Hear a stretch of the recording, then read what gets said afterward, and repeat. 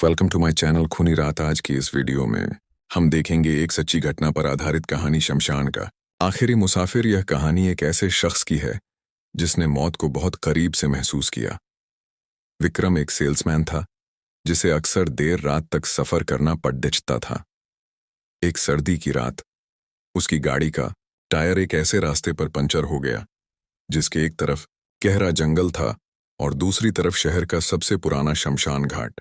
सन्नाटा इतना गहरा था कि विक्रम को खुद की सांसें भी शोर जैसी लग रही थीं।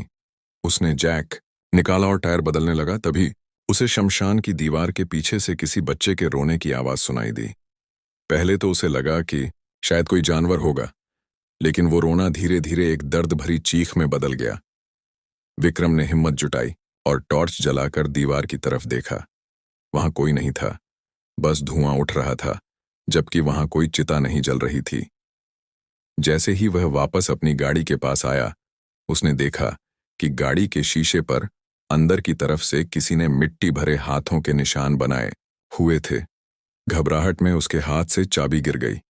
जब वह चाबी उठाने के लिए नीचे झुका तो उसने गाड़ी के नीचे दो पैर देखे जो जमीन से थोड़े ऊपर हवा में तैर रहे थे। उन पैरों की खाल पूरी तरह चली हुई थी और उनसे मांस सड़ने की गंध आ रही थी। विक्रम की रीढ़ की हड्डी में सिहरन दौड़ गई।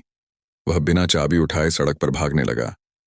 भागते भागते उसे पीछे से भारी कदमों की आवाज सुनाई देने लगी, जैसे कोई उसे पकड़ने के लिए दौड़ रहा हो। तभी उसे सामने से एक साइकिल सवार आता दिखा। विक्रम ने उसे रोककर मदद मांगी। वह आदमी चुपचाप खड़ा रहा और उसने अपना सिर नीचे झुका रखा था। विक्रम ने हाँफते हुए कहा कि पीछे कोई मेरा पीछा कर रहा है।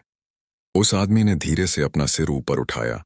उसका चेहरा आधा चला हुआ था और आंखें गायब थीं। उसने ठंडी आवाज में पूछा, क्या वह बिल्कुल मेरे जैसा दिखता है? यह सुनते ही विक्रम बेहोश होकर वहीं गिर पड़ा।